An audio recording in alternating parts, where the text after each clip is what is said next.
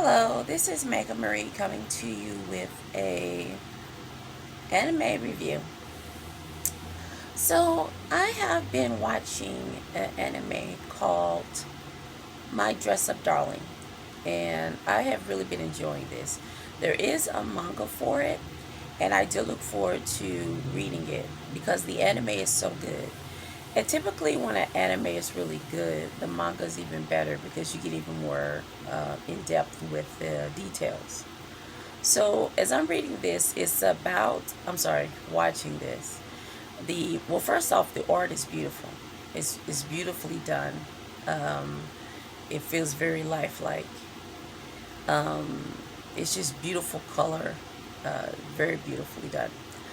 The story is about a young man who loves dolls. He loves traditional Japanese dolls, and these dolls are painted, hand painted, and his father makes them. And so he grows up with his grandfather who raises him. And he starts off as a young child, maybe 5 or 6 years old, with kind of a traumatic event involving the dolls. He becomes fixated with them and grows to like them. And being a boy, at first he doesn't, of course, doesn't find anything wrong with it, especially being introduced to it by his grandfather who makes them. But he has a female cousin who interacts with him and discovers that he likes these dolls. And she's like, oh, real mean to him about it. And you're a boy, you're not supposed to like them. And she's really mean to him. And he becomes very sensitive about it. Even so, he keeps it secret that he likes the dolls. But he grows a close bond to his grandfather about the dolls and begins making the dolls with his grandfather. And so, as years go on, he picks up the trade, and that's what he wants to do with his life, make these dolls. Now, he becomes he begins to talk to the dolls, okay? He knows they're not real, but he develops a relationship with them, and he doesn't have friends outside of his grandfather. His grandfather starts to get a little concerned about this, and he's worried about him having, sorry, one of my figures dropped, sorry. He worries about him being connected to actual people, you know and so, but he wants to become very good at making the dolls like his grandfather, and he makes dresses for the dolls. And he communicates with the dolls. They are his friend. So so happens he does have a crush on a girl, though. He does like actual human girls. And so the girl at his school who he likes is very popular and very pretty, and he discovers that she has a bit of an obsession with cosplay. And so he overhears in school that her friends kind of make fun of her about liking cosplay and liking cosplay characters. So he kind of finds out she's a nerd for anime and anime characters the way he is for dolls.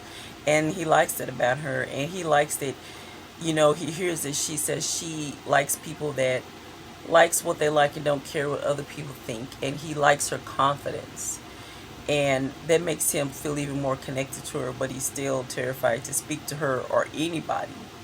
So one of the things he does while he's at school is he sneaks off to the home ec room. When I was in school, I don't know about other people. I'm sure most people had took home ec. I'm of a particular age, so we had to take home ec where you either you learn to cook, sew, and things like that.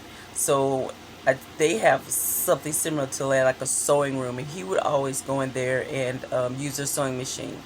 And that so happened around in the first episode, the sewing machine at his grandfather's place was kind of giving him trouble, so he wanted to finish making dresses for his doll.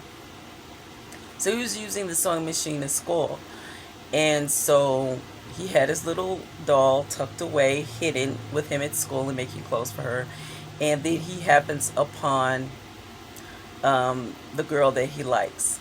and circumstances happen, because I don't want to give too much away, where they discover, she discovers his secret about loving his dolls, and she discovers that he likes making clothes, and she doesn't tease him or make fun of him. Actually, he finds that this is someone who embraces it and thinks it's cool, and he ends up becoming someone she can confide in, as far as helping her, well, not confiding, but someone they can be they can talk about the things that they're passionate about, and he ends up making dresses for her, essentially making her costumes.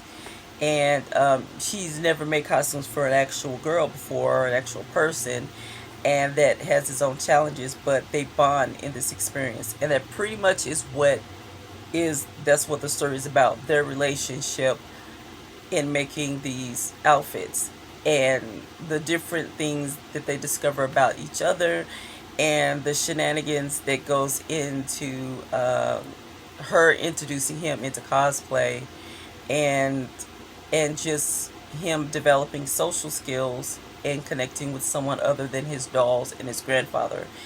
And it's just a sweet story.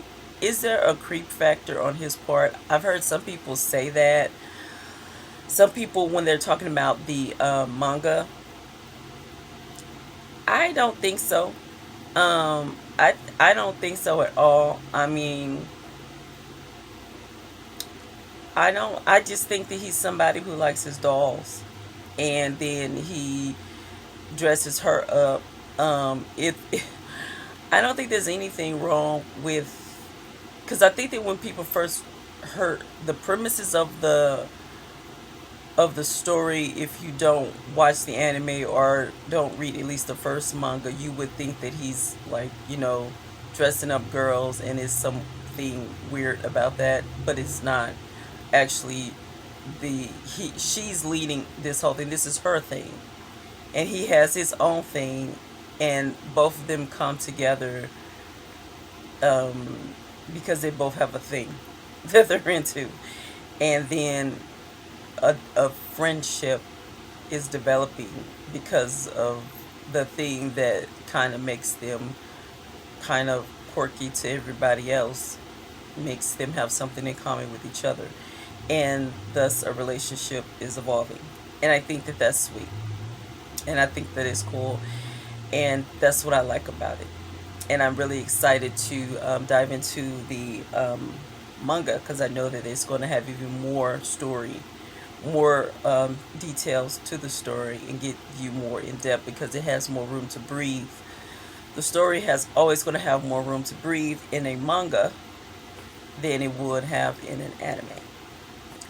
So yeah, I really enjoyed that. I think it is a great story. I don't want to give too much away about it, but it's really awesome, and I look forward to I definitely want to purchase it and own it if it comes out in DVD. I kind of also want to say also, a lot of things that are streaming, they still with anime come out on DVD or Blu-ray. A lot of TV shows though, with the streaming thing, because like I said, I'm a woman of a particular age, from a particular generation, and being an anime fan, and otaku, I like to collect. I like hard copy stuff, books, manga, DVDs. And with the streaming age, it's hard to get hard copies of things anymore. I like to own things, you know. So, and with music, it's kind of, I don't really listen to a lot of new stuff. Um, you know, I'm kind of stuck in my old ways. Like when CDs came out, yeah, I'm that old. When CDs came out, I was like, they won't last. I was in I was in high school, just kind of going into high school, when CDs were just like really starting to come out, and they were really expensive. And I was like, too expensive, they're easy to scratch, they won't last.